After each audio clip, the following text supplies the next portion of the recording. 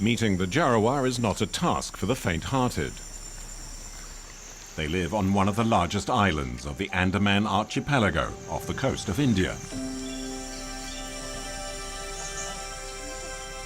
There are no more than 420 of them.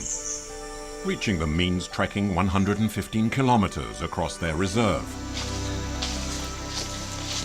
After walking for several days, we finally made contact.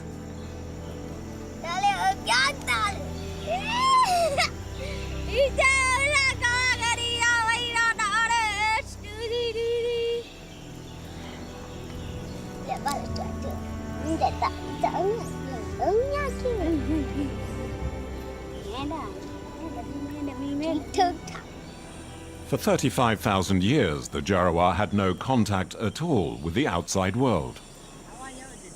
Let's see who can shoot the furthest. Recent studies indicate they were amongst the very first peoples to have migrated from Africa to the rest of the world. I'm going to try again. This time it'll really go far. In theory, the Jarwa Reserve is protected by the Indian Army and access is prohibited. But since 2012, contact with Indians living on the other side of the island has increased. Now, tourists and poachers are threatening their fragile way of life. More than once, tribesmen have traveled to meet with the authorities, but their complaints have been ignored. That is why we decided to break the ban and meet them to hear their side of the story. We lead a peaceful existence in the forest, and we're happy.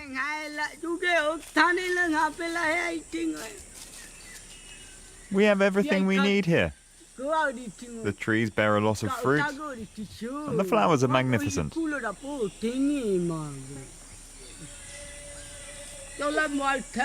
Here, everything is beautiful and peaceful.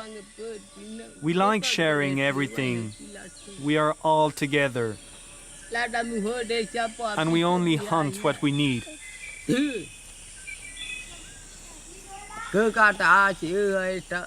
But before, there were no strangers here. Today, they're getting closer and closer to us. The Jarawa are pygmies and hunter-gatherers. Their way of life has hardly changed since the Stone Age.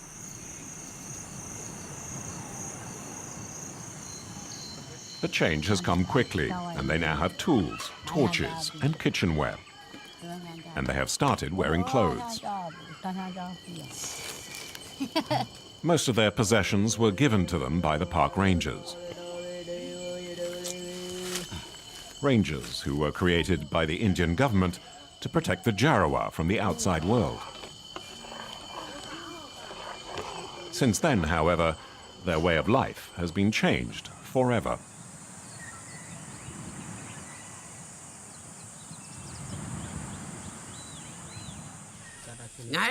Before, there were no metal pots.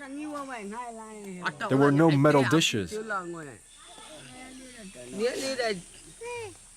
Sometimes you have to walk at night, but it's too dark. In the past, we used to make candles from beeswax. But today, we have torches. The Indians give them to us. They provide more light and save us from darkness.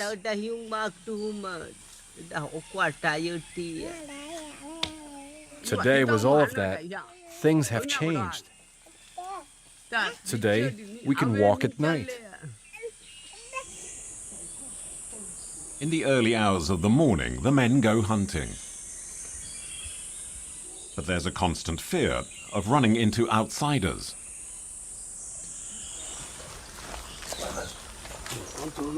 In spite of the rangers' patrols, dozens of armed poachers hunt with impunity on their land.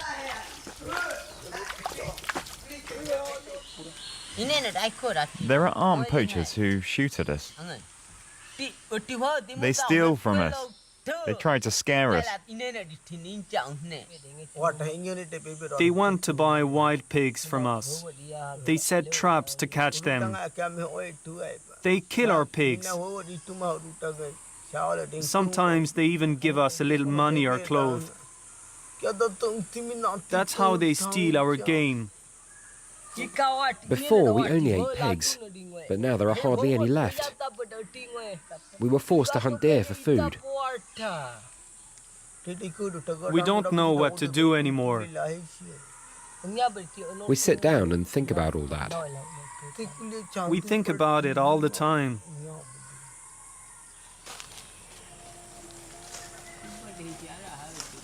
After the wild pigs, it's deer. Their numbers have decreased dramatically since the poachers forced the Jarawa to hunt for them.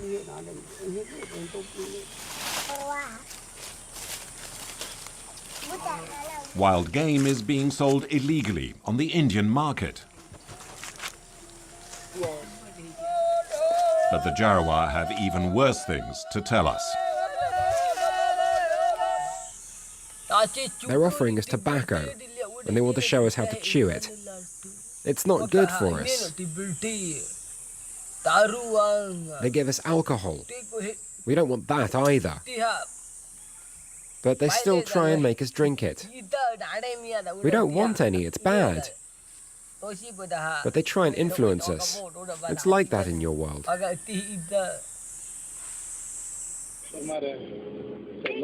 The Jarwa have been given a tiny glimpse of our world, but the increasing number of tourists is starting to make them feel like exhibits in a zoo.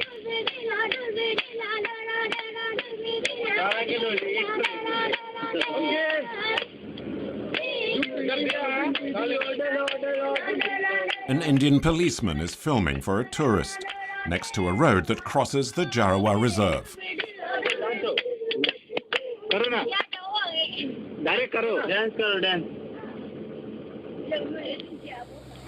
None of the tourists on the Andaman Islands wants to talk about these photo safaris, except for one guide who wishes to remain anonymous.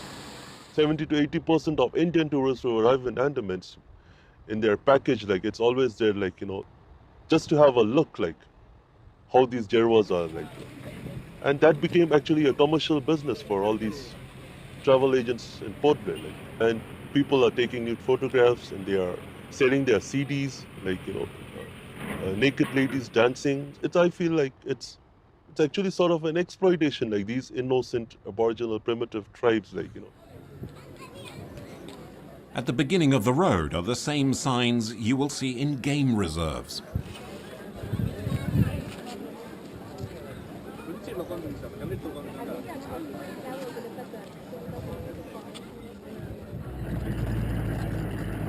Escorted by the Indian Army, dozens of vehicles cross the reserve 4 times a day. Inside are tourists who have paid to take pictures of the Jarawa. Tourist videos have been uploaded online. Nobody had ever asked the Jarawa what they thought, but we did. Takulu, one of the hunters, is the clan's spokesman. With tourism, money came into their lives.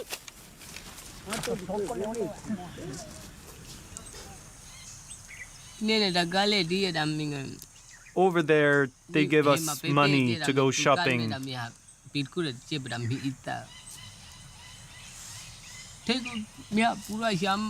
We buy cakes for the kids. We buy food, sugar, for example. If we don't have money, it's not a problem. But in the shop, if we don't have money, we can't buy cakes.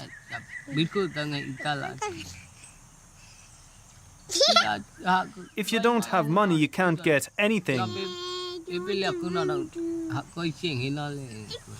We don't like going on the road. It's very bad. We don't like going there.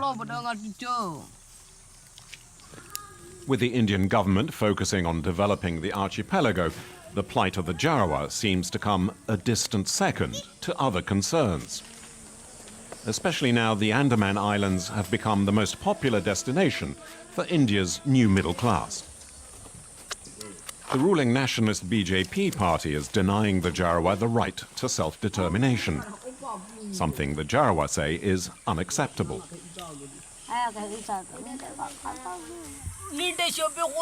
We don't like the outside world.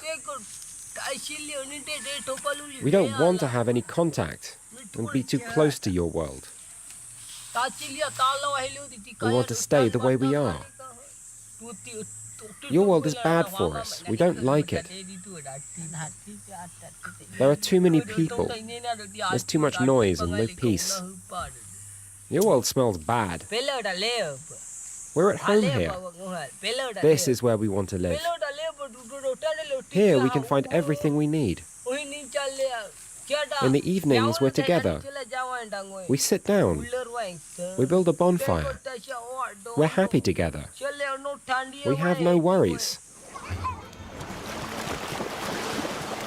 Despite repeated requests, no Indian official was willing to be interviewed. Included in the vision of the Indian agency responsible for the Jarwa is to discharge its duties and responsibilities on behalf of India and the world to this unique heritage by conserving the ecology and environment to enable the indigenous people to live as per their own genius. But the temptation to force the Jarwa from their unspoilt beaches to build hotels might prove too strong, whatever the declarations of goodwill the Indian authorities may have made. And with no clear policy or seeming will to protect them, how soon will it be before the world's oldest peoples simply disappear forever?